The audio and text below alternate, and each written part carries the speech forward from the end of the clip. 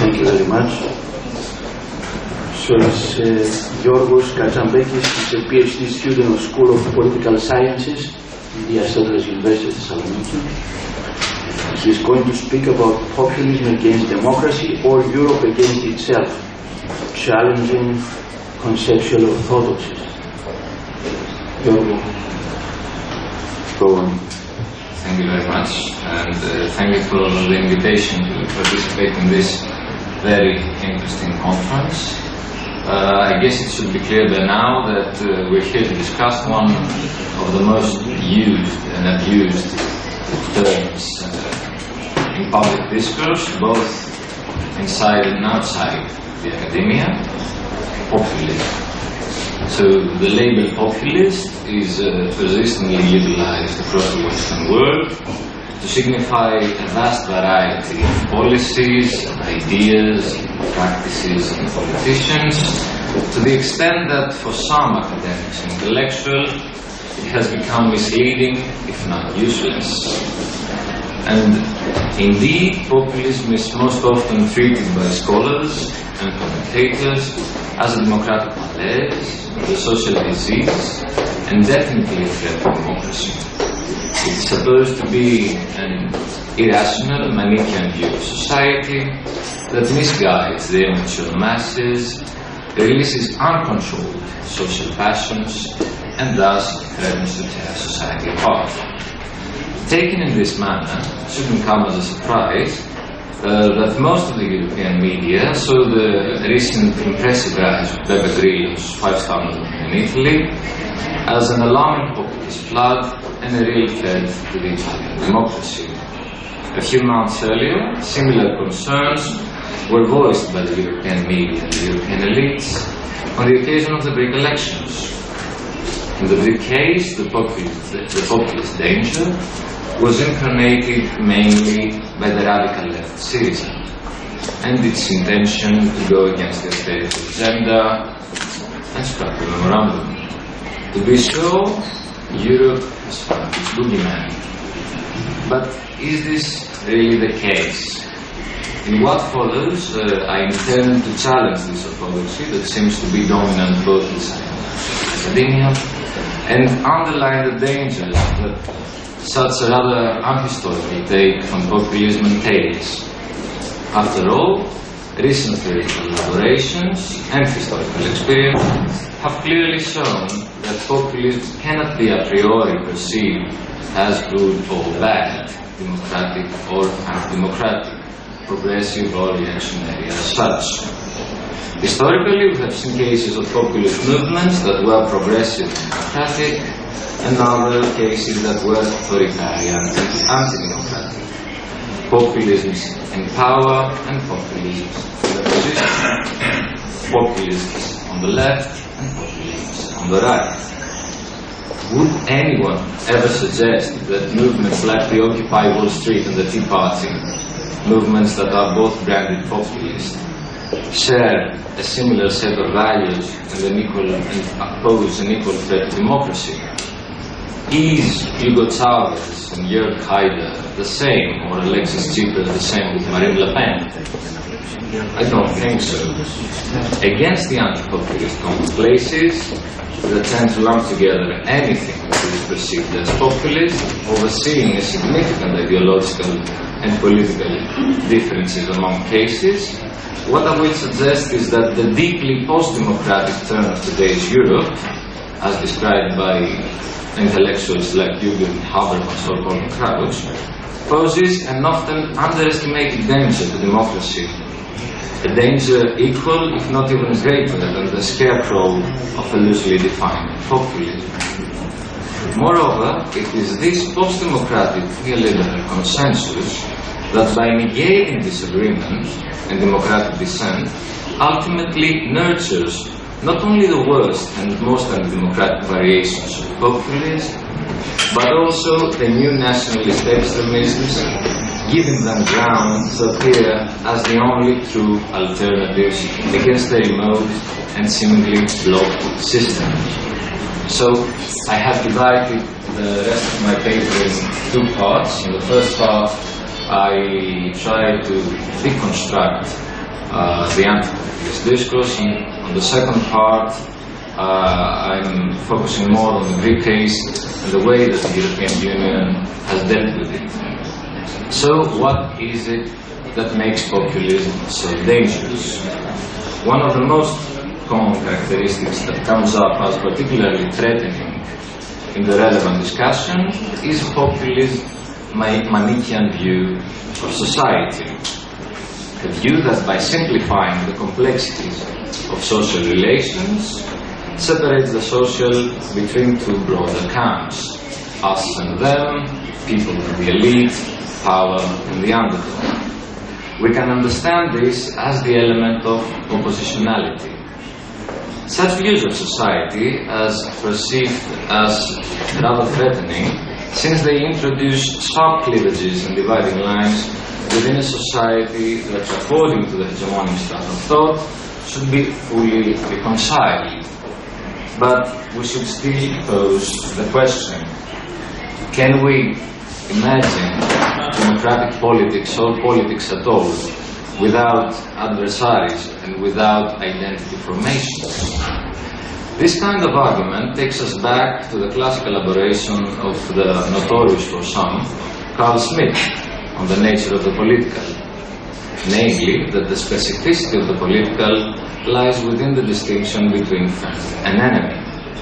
Santalmov's rereading of Schmitt states this antagonistic relationship within an agonistic and pluralist conjunction, transforming the Schmittian enmity to a relation between political adversaries, a relation that is vital for democratic politics to flourish. The difference between raw antagonism and pluralistic agonism is that in the second case, the opponents share a common symbolic ground. A common symbolic ground that is defined by principles and values like liberty, equality, and so on, and accept each other's legitimacy to doubt and disagree. Hence, the ineradicability, if not necessity, of antagonism within a democratic society. After all, the basic novelty of democratic modernity lies in the recognition and legitimization of political disagreement, of doubt, of struggle, as parts inherent to the political process. So, when negating antagonism, the critics of populism also negate politics in its democratic perspective. For what is politics without the formation of an us as opposed to them, and without deciding on contested issues? Our task in democratic politics can be better conceived as a constant effort to transform antagonistic relations to agonistic ones, that tame antagonism in ways that can be dealt with politically. I believe that the key notion in understanding this kind of objections to populism is consensus. Consensus has been indeed one of the key signifiers in the West's liberal democratic tradition, at least for the last 20 years. What consensus signifies is the desire for a fully reconciled society that is devoid of conflict and division and ultimately beyond antagonism. But a society beyond antagonism, as I already implied, is a society without politics, which ends up meaning a democracy without the demos, a democracy without the people. I believe that it is this post-democratic prejudice that has become hegemonic that leads to this kind of simplistic arguments against populism, which ends up lumping together anything that stands against the dominant model of politics. To put it in Ernesto Laclau's words, what today's rejection of populism seems to entail is, I quote from Ernesto Laclau, the dismissal of politics to poor, and the assertion that the management of community is a concern of an administrative power whose source of legitimacy is a proper knowledge of what a good community is. Quote, proper knowledge or expertise can be seen here as metonymies of the pre-democratic logic of the archaic, logic that can be found in Plato as described by Jacques Rancière. This logic entails, as Rancière puts it, a normal distribution of positions that defines who exercises power and who is subject to it. Today, the logic of the archive can be better described as post-political technocracy or expertocracy. So, a second common line of critique to populism entails an objection of collective passions, an objection as opposed to a strictly rationalist and passionless politics. The question to ask here could go like this: aren't political passions a key ingredient in group formation and identification, and thus in democratic politics? Again, what this line of critique seems to entail is an indirect dismissal of democratic politics itself, for what it envisages is a society in which politics is reduced to a neutral field of competing individuals drawn by the rationally calculated interests, what can elsewise be described as a society of robots. But we know from Freud's theory of identifications and Chantal Mouffe's ending of Freud that one cannot understand democratic politics without acknowledging passions as the moving force in the field of politics. Collective forms of identification around specific concepts always entail something more than mere calculation, that is, affective investment. By denying the affective dimension of politics and by suppressing the signifiers of political passion in public discourse, we are bound to witness the return of the suppressed and the displacement of affective energy, probably in ways which cannot be contained by the democratic process. The neo-Nazi emergence in Greece faces us with such a challenge. So, instead of eliminating passions from the public sphere, what the task for a democratic project should entail is to tame, as Chantal Mouffe puts it, these are her words, to tame these passions by mobilizing them for democratic ends and by creating collective forms of identification around democratic objectives. To be sure, an inclusive and pluralist democratic populism would very well do the job. At least certainly better than a purely rationalist project devoid of affective content. Bringing the discussion back to Europe, one could quote the famous words of a great Europeanist, Jacques Delors. Back in 2000, Jacques Delors said the following: "You don't fall in love with a common market, you need something else." This is exactly the case with today's Europe. Only things today are much worse. We could say, following Jacques Delors' words, that you don't fall in love with structural adjustment and fiscal austerity, especially when you're starving. So, a last pair of negative features attributed to populism involves irrationality and moralism. Again, it is a really slippery terrain to cross, and several questions arise. Just two questions. Who is to determine what is rational and what is irrational, except maybe the dominant ideology?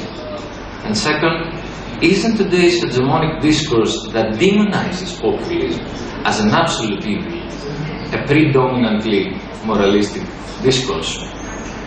Dealing with issues of what is and what isn't rational is never beyond the context of specific correlations of power. The argument of irrationality against rationality again serves as a vehicle to derail disagreement from the rails of politics and put it on these of necessity, capacity, and self-satisfied rationalism. Moreover, the claim to rationality operates in the field of morals. Since it generates an absolute and moralist dismissal of the political adversary's claim, reducing him or her to a mere enemy with whom there is nothing to discuss, since we are lacking the common field needed for a rational conversation to unfold. Kasmude and Rovila Kalvasser, in a recent volume by Cambridge University Press on populism, offer some useful insights concerning this kind of objections to populism. They show that critics of populism proclaim themselves as good Democrats, while reducing at the same time the populists to evil forces. Ultimately, I quote from Mude and Kalvasser, this reaction is quite similar to the populist language, since it assumes that the political world should be seen as a moral battle which is almost impossible to solve through democratic channels. End of quote. So let me now pass to the second part of my paper, having deconstructed, I hope, the main common places of anti-populist critique, and move to the big case, and the way Europe has dealt with it. So, when Greece found itself in the eye of the storm, back in 2009, the administration of the crisis was immediately elevated at the level by the government to the status of the ultimate national issue. Anyone that opposed the austerity agenda and the so-called Troika was now simultaneously branded populist and certainly irrational, if not an anti-patriot. Discussion around possible alternatives was systematically suppressed, and when it was brought up, it would immediately deteriorate in a monologue around mere economic necessity and logistics. The undeclared state of emergency would cast ever since its long shadow over any possible alternative, paving the way for all kinds of deviations from democratic normality. The mixture of this state of emergency and consensus politics gave life to what I would like to call emergency consensus. Let's make that a bit clearer.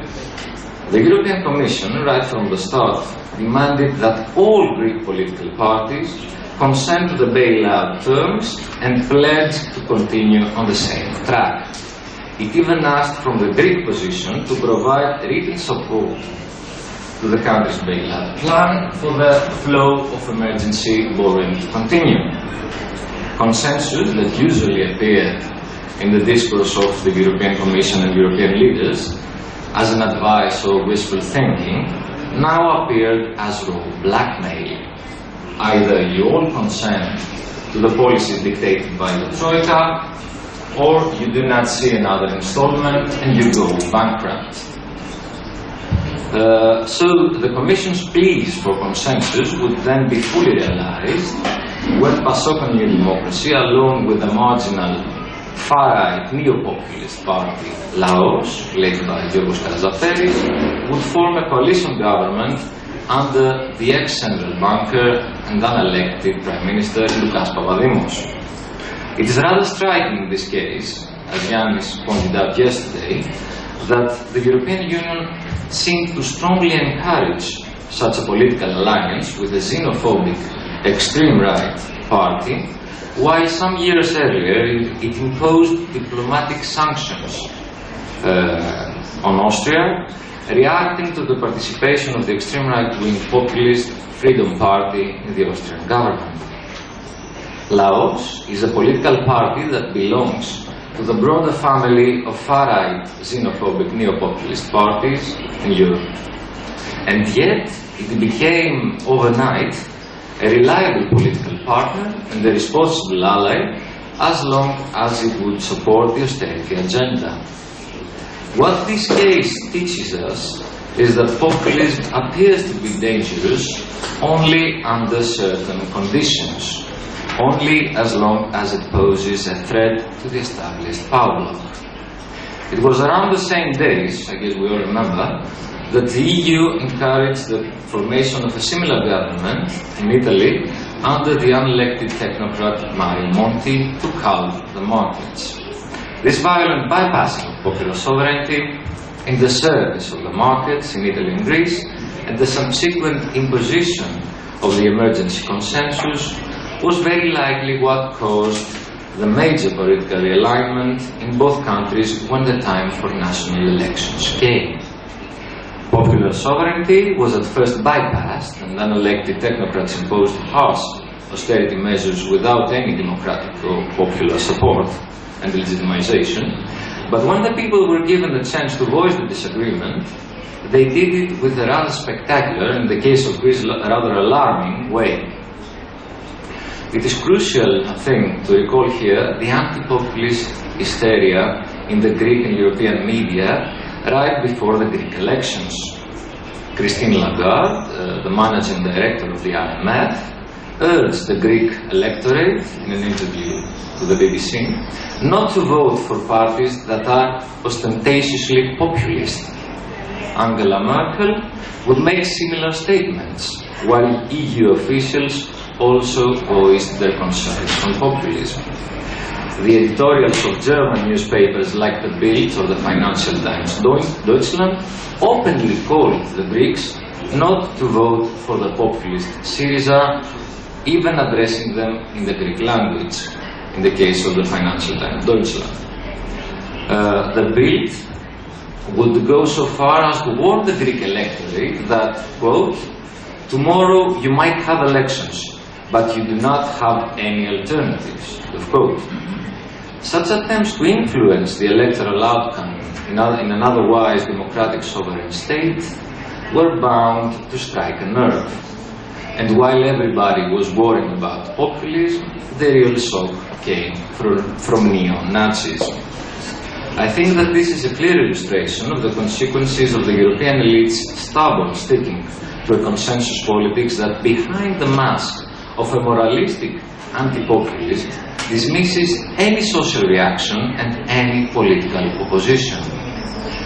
So, to sum up, we can say that European anti-populism during the years of crisis operated in the Althusserian sense as an ideological state apparatus proper, as a way to discipline a public sphere anxious for alternatives and constantly seeking for a better way out of the socio-economic impasse. As a result, the people in Greece and the European periphery were found caught in a deadlock. On the one hand, there is the austerity agenda, which is only bound to inflict more pain on the already aching social body. On the other hand, the available anti-austerity alternatives are effectively excluded from the public sphere, stigmatized as destructive populism.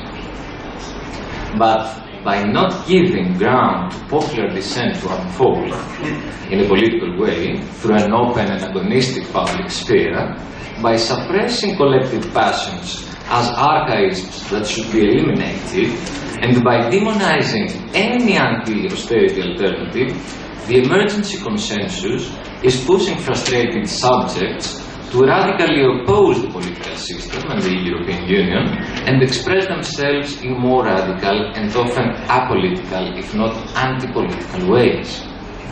It is in this context, I think, that we should assess the recent developments in both Greece and Italy. And so to close, there are some last conclusions to be drawn from the picture I have sketched out above. First, the research on populism should lose its moral biases and stop approaching populism as a threat or illness of democracy. Second, following Yannis, anti-populism needs to be studied as a distinct discursive repertoire and probably as a part of the ongoing post-democratic turn of Western democracies. And last, maybe today's task for Europe's progressive political forces isn't to fight populism, but to work towards the radicalization of European democracy and the reactivation of the egalitarian and libertarian imaginaries that lie at the heart of the democratic ideal, at the heart of the democratic promise. Such a radicalization, such a reactivation, will effectively counter today's post-democratic and anti-democratic tendencies in Europe. Tendencies that aren't to be found only in marginal nationalist or populist, national populist parties, but also in Europe's governments, in European governments like the Greek one. And of course, as Etienne Balibar recently noted, this reactivation of democracy is something that can come only from the bottom up. Thank you very much.